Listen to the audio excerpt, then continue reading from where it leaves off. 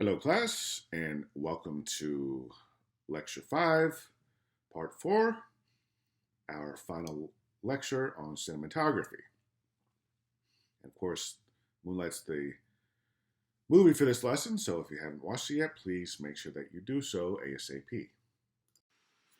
Okay, we're going to get into some final aspects of cinematography in this lesson, and we're going to start with camera positions. This is important because obviously we have to know where to put the camera, right? The distance from the object or character being filmed, the angle. Is it low on the ground? Is it high in the sky? The height and the level. So in this shot here from Harriet, the camera has been placed right at the level of the water to really give a sense of the character here being immersed in the water.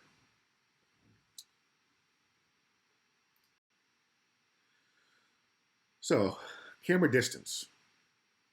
Framing, how we frame a shot, stations us a certain distance from the image and can give a sense of being far away or close to whatever we're taking a picture of. We know that from our own photography, right?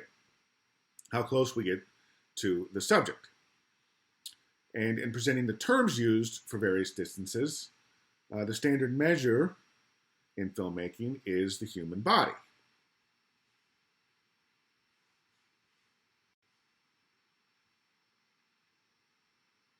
And so the types of shots used in the human body as a frame of reference include the extreme long shot, the long shot, the medium long shot, the medium shot, the medium close-up, the close-up, and the extreme close-up.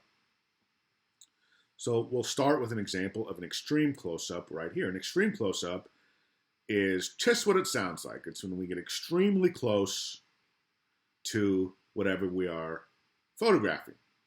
And so if a close-up is an entire face, then an extreme close-up might just be the eye.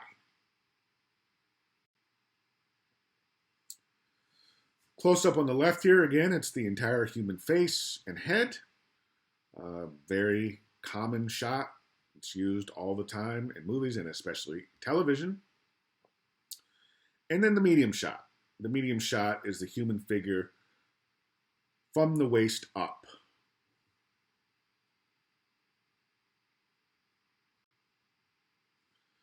Medium long shot, it's also known as the cowboy shot because in Westerns, they wanted to be able to photograph the gunslinger with his guns hanging down to his, almost to his knees. So the cowboy shot or the medium long shot is the human being from the knees up. Now in a long shot, and don't confuse this with a wide shot, which people often do. In a long shot, you still see human figures. They're still in the frame, but they're rendered very small as they are here against a backdrop to give us a sense of the scope of the environment, right? And so in this case, we see a long shot gives us an idea of this, sort of barren area that they're in. Nobody's around, they're isolated. And then an extreme long shot has no human figures in it.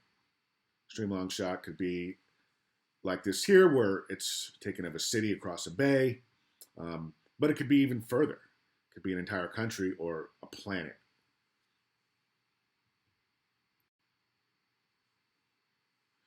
Film shots are also positioned according to a multitude of angles, right?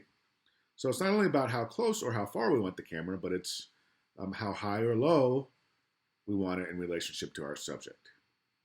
So you can have high angles, low angles, overhead or crane shots. Traditionally, you would have a crane with a camera fixed to it, and the crane would rise up over the subject, over the scene, maybe pan back and forth. Crane shots have been replaced largely now by drone shots. Drone shots are cheaper. A drone is much cheaper than a crane, obviously. And you can do more with it. You can get it higher above your shot than a crane. You can move it in all kinds of different positions. So, but they're still known as overhead shots. And if you watch TV and movies now, you'll see a lot more overhead shots than you used to, and that's basically because the innovation of drone photography.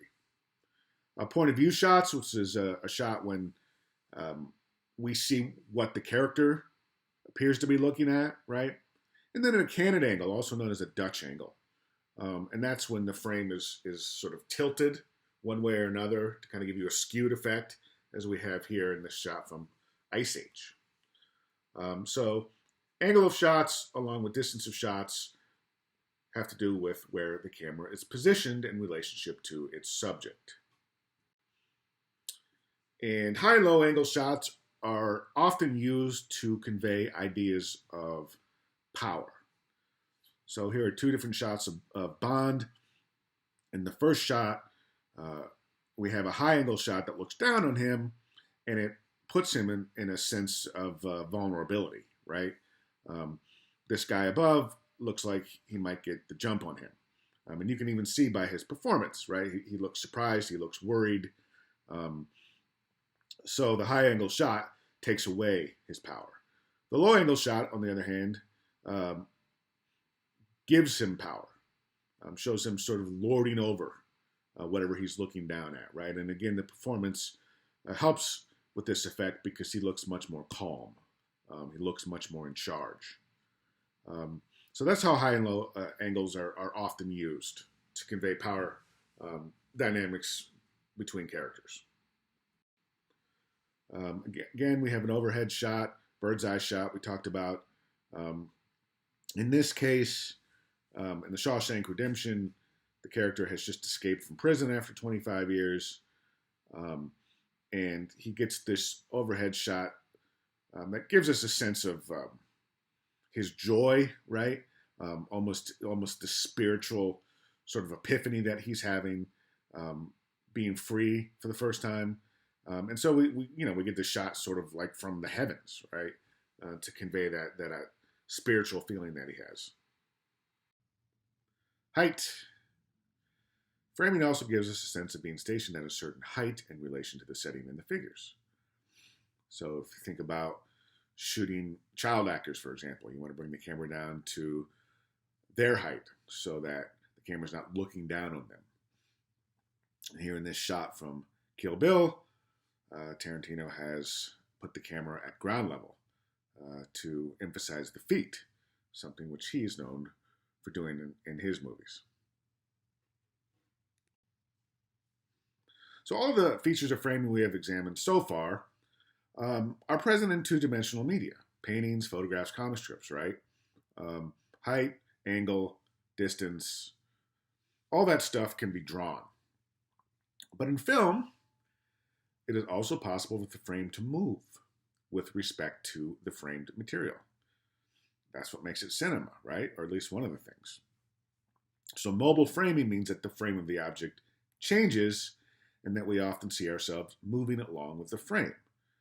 And basically what's happening is the camera is following the action and maintaining a consistent frame around whatever's being photographed, usually a person, but sometimes maybe a car in a car chase or something like that, or an animal. So I want you to either stop the lecture and go watch this clip from Birdman, or watch it when the lecture ends so that you have a good example of a moving frame.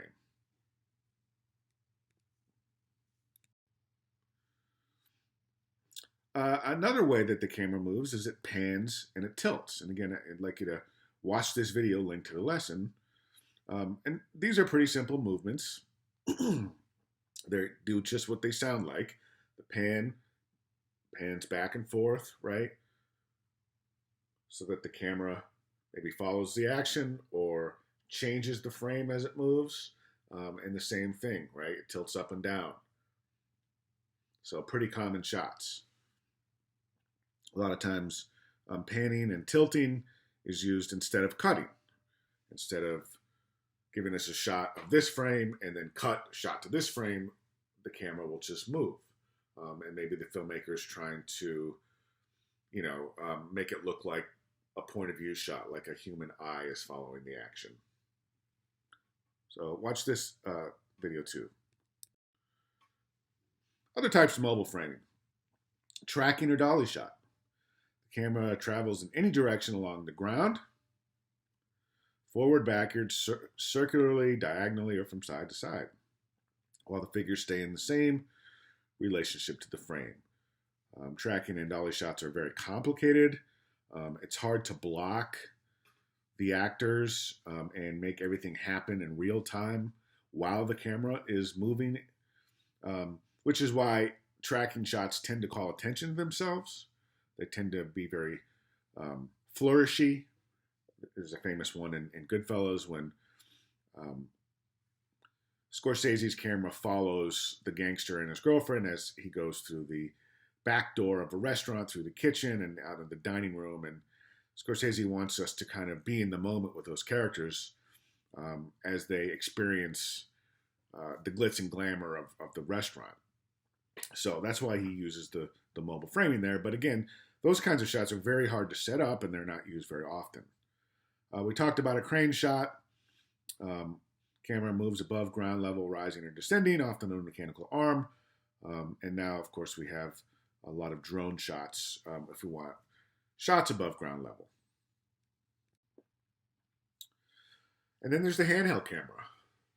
We're all familiar with a handheld camera, or at least most of us should be, because we use a handheld camera in our own cinematography on our phone or on our camera, right? Most of us don't have tripods. And so while many camera movements are made with the camera on a dolly to keep it steady as it moves, or with the cameraman wearing a harness with the camera on the front called a steady cam, which allows the cameraman or woman to follow the action without too much motion. But sometimes the filmmaker wants that motion. They don't want a smooth camera movement. They want that bumpy, jiggling image, right? Which often approximates a point of view shot, maybe of somebody running or fighting or whatever. Handheld camera was in vogue in the 2000s, Blair Witch Project being a famous example, and Cloverfield. The Bourne movies used a lot of handheld camera.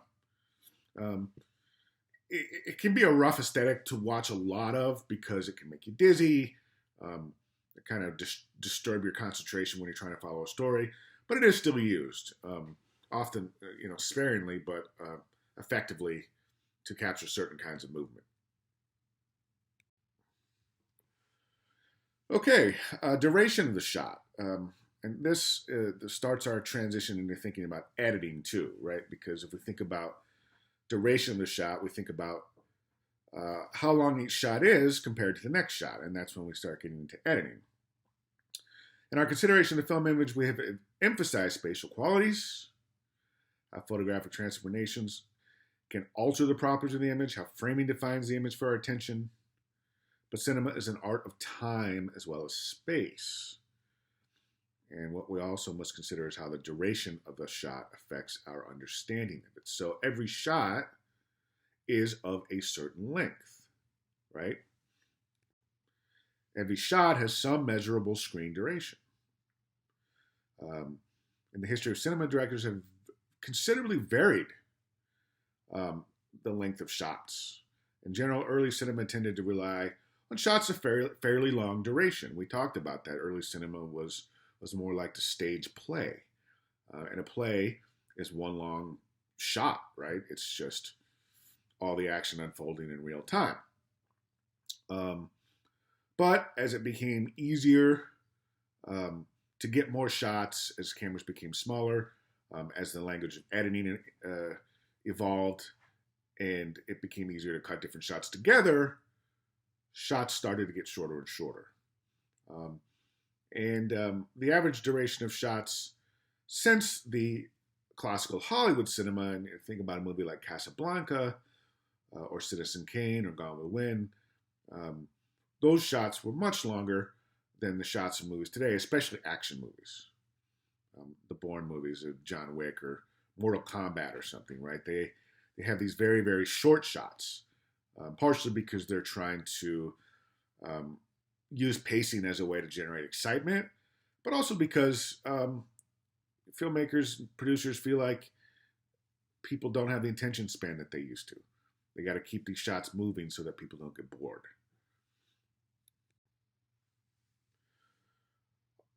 A long take can be defined as a shot that continues for an unusually lengthy time before the transition to the next shot.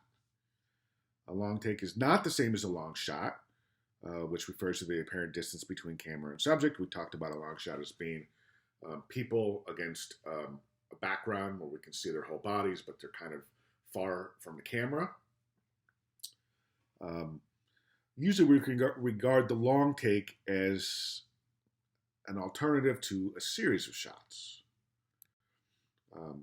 A long take is likely to rely on camera movement, panning, tracking, craning, or zooming to present continually changing vantage points that are somewhat comparable to shifts of view supplied by editing. So we talked about the shot from Goodfellas, which I've linked to the lesson, and then also there are famous long takes in Touch of Evil. Orson Welles was known for it. We talked about Citizen Kane, of course. The Player, which was actually referencing Touch of Evil. A recent film that uses a lot of long take and moving camera instead of cutting is Children of Men, Alfonso Cuarón's sci-fi movie, which is an excellent film and really well photographed. I suggest that you check it out. Another long take moving camera example from recent years that got a lot of attention because it was so extremely well done was this one here from True Detective, the first season. And you can see here that it's 6 minutes long. So again, I can't show it. Unfortunately, I can't show it within the lecture, but I want you to watch it once the lecture is done, and just recognize how difficult it is to set up a shot like that and to have all the moving pieces, right? All the different characters and all the action work together without cutting. Okay, now that we've talked about how to shoot a film, all the different kinds of shots that capture the action, we'll move into lesson 6, editing, and we will start learning how filmmakers put those shots together to create narrative.